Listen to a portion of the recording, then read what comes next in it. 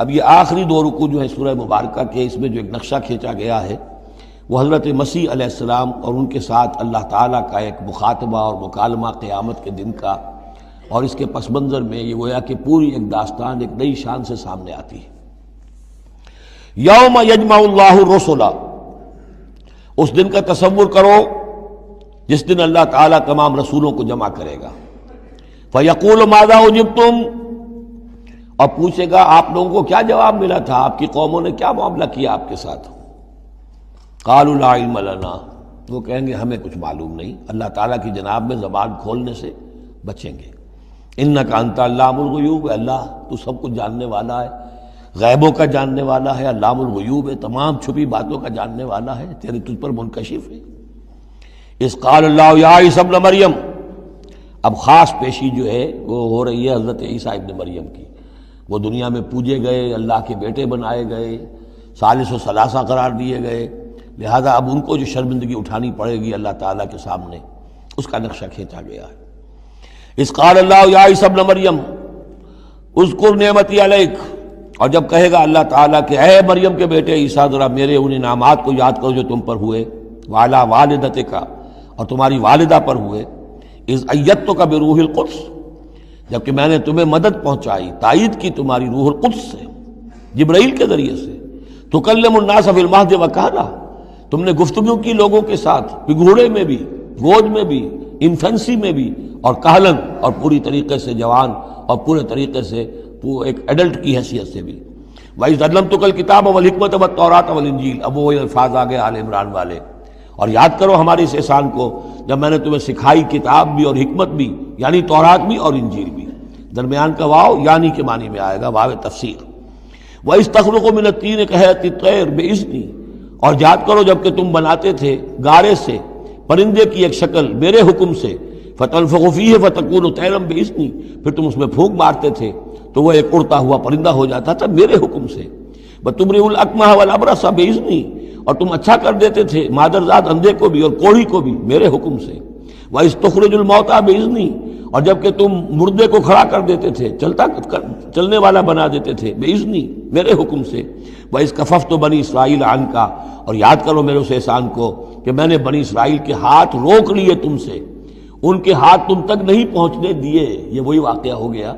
کہ حضرت مسیح گرفتار نہیں ہوئے۔ حضرت مسیح کو عین اس وقت جب کہ وہ پولیس والے داخل ہوئے باغ میں، 4 فرشتے اترے ہیں اور لے کر آسمان پر چلے گئے۔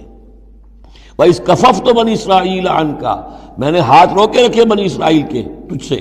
اِذْ جِئْتَهُم بِالْبَيِّنَاتِ، جب تم ان کے پاس آئے کھلے معجزوں کے ساتھ۔ فَقَالَ الَّذِينَ كَفَرُوا مِنْهُمْ، تو کہا ان لوگوں نے جنہوں نے ان میں سے کفر کیا، إِنْ هَذَا إِلَّا سِحْرٌ مُبِينٌ، نہیں ہے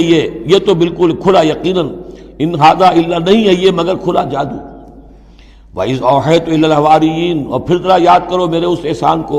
کہ میں نے اشارہ کر دیا، دل میں ڈال دیا وحی کی حواریین کی طرف۔ یہ وحی خفی، حواریین کو ظاہر بات ہے وحی جلی جو ہے، وحی نبوت تو نہیں آ سکتی، لیکن جیسے کہ شہد کی مکھی کے لیے وحی کا لفظ آ گیا ہے، آسمانوں کو وحی کی اللہ تعالیٰ نے، تو یہ وحی خفی ہے۔ وَإِذْ أَوْحَيْتُ إِلَى الْحَوَارِيِّينَ، اور جب میں نے اشارہ کیا، الہام کر دیا حواریین کو، ان آمنوا بی وبرسولی، ایمان لاؤ مجھ پر بھی اور میرے رسول پر بھی۔ قالوا آمنا واشہد باننا مسلمون، اور انہوں نے کہا کہ ہم ایمان لائے اور اے عیسیٰ آپ بھی گواہ رہیے کہ ہم اللہ کے فرما برداروں میں سے ہیں۔ اذ قال الحواریون، اور ذرا یاد کرو اس واقعے کو جب کہ حواریین نے یہ کہا، یا عیسی ابن مریم، اے عیسیٰ مریم کے بیٹے، هل تستطیع ربک، کیا آپ کے رب کو یہ قدرت حاصل ہے، ان ينزل علینا مائدۃ من السماء، کہ ہم پر آسمان سے ایک دسترخوان اتر آئے۔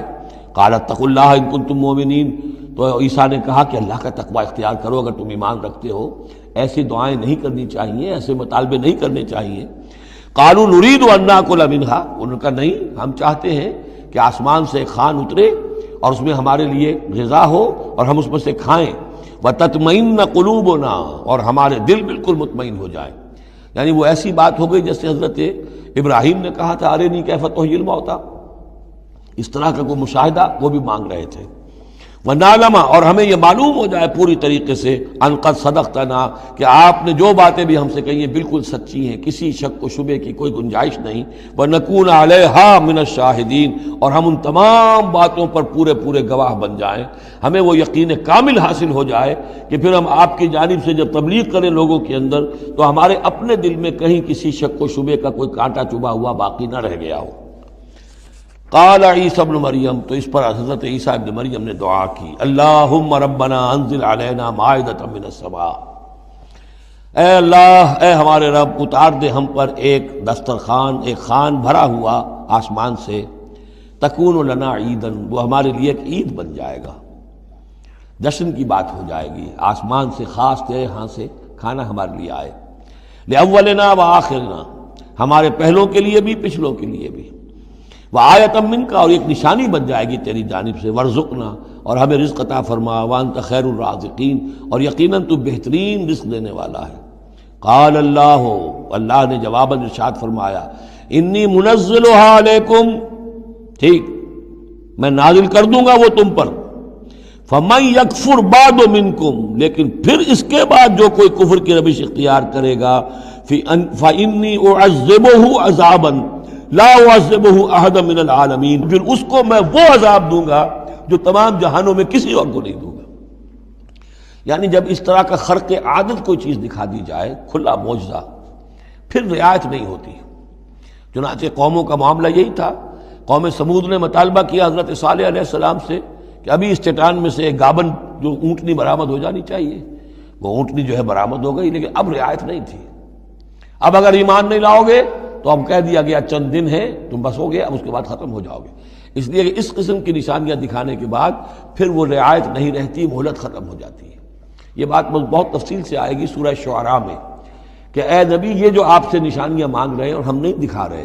یہ ان کی خیر خواہی میں، اگر جس قسم کی نشانی یہ مانگ رہے ہیں وہ ہم دکھا دیں گے تو ان کی مہلت ابھی ہمیں ختم کرنی ہوگی، پھر ان کو مزید رعایت نہیں دی جا سکے گی۔ اور اس قسم کے معجزے دیکھ کر پہلے بھی کوئی ایمان نہیں لایا، نہ یہ لائیں گے۔ اندر جو فساد ہے نیت کا، وہ کہاں انہیں ماننے دے گا۔ نہ قوم صالح نے مانا، حالانکہ ان کو اپنی نگاہوں کے سامنے انہوں نے ایسا معجزہ دیکھ لیا۔ حضرت عیسیٰ کے معجزوں کو یہودیوں نے نہیں مانا، جادو قرار دیا۔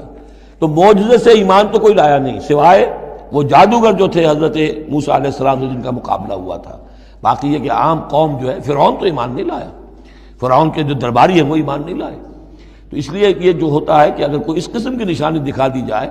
تو یہ اصل میں پھر لوگوں کے لیے اس اعتبار سے ان کے خلاف جا پڑتی ہے کہ ابھی اللہ کچھ اور مہلت دیتا، کچھ اور ڈھیل دیتا، کچھ اور لوگ سمجھ لیتے، کچھ اور لوگوں کو ایمان کی توفیق مل جاتی اور وہ سلسلہ بند ہو جاتا ہے۔ قال اللہ انی منزلها علیکم فمن یکفر بعد منکم، میں نازل تو کر دوں گا تم پر وہ، لیکن پھر اس کے بعد جو کوئی بھی تم میں سے کوئی کفر کی روش اختیار کرے گا، ناشکری کرے گا، فإنی اعذبہ عذابا لا اعذبہ احد من العالمین، تو پھر اس کو عذاب وہ دوں گا جو تمام جہانوں میں کسی اور کو نہیں دوں گا۔ وَإِذْ قَالَ اللَّهُ يَا عِيسَى ابْنَ مَرْيَمَ، اب یہ آخری ڈراپ سین ہے اس کا اور بہت سخت ہے یہ، اور جب کہے گا اللہ تعالیٰ، اے مریم کے بیٹے عیسیٰ، أَأَنْتَ قُلْتَ لِلنَّاسِ اتَّخِذُونِي وَأُمِّيَ إِلَٰهَيْنِ مِن دُونِ اللَّهِ،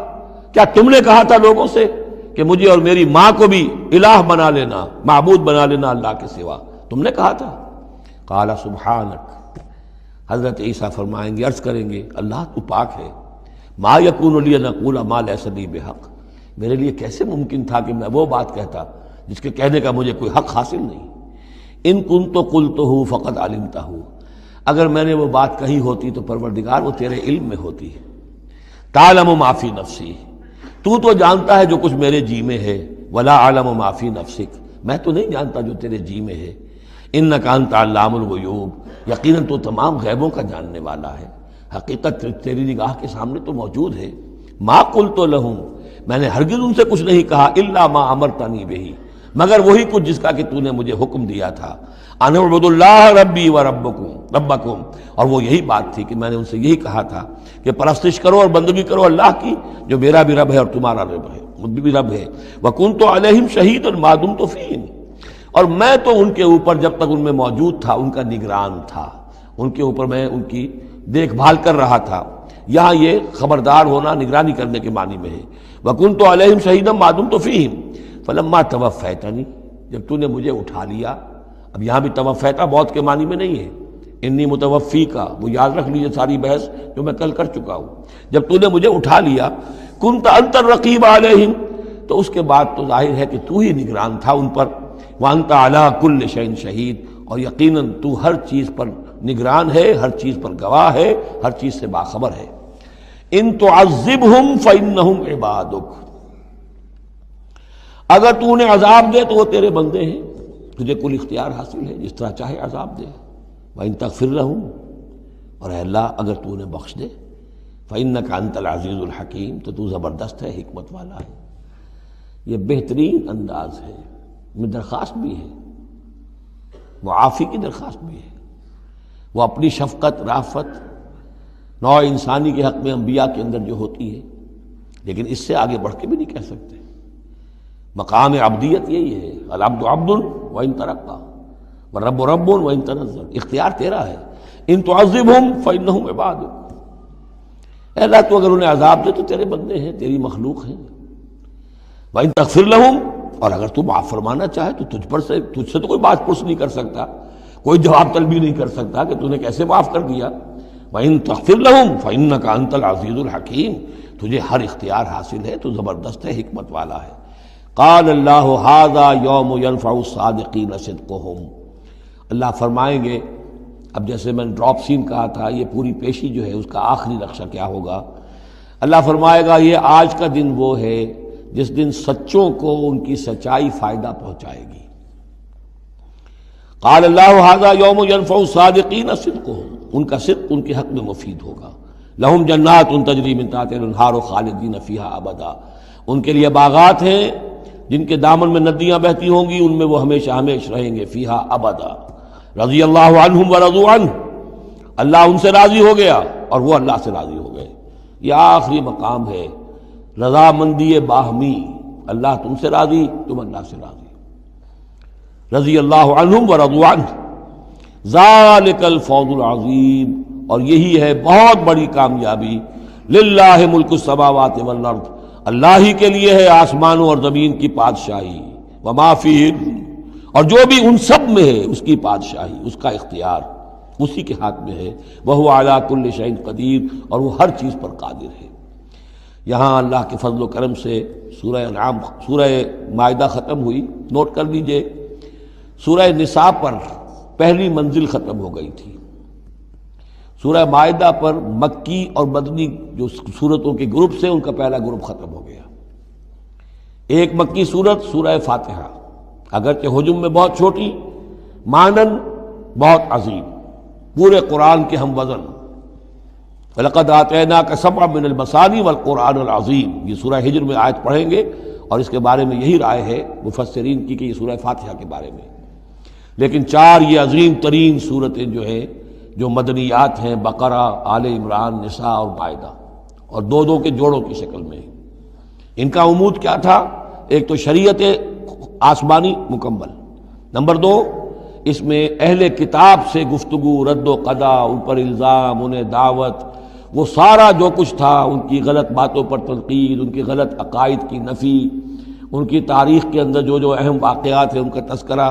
پھر اس کے نتیجے میں ان کا معزول کیا جانا اس منصب سے جس پر وہ 2000 برس سے فائز تھے، امت محمد صلی اللہ علیہ وسلم کا فائز کیا جانا، یہ بھی آخری درجے میں اس گروپ میں یہ بات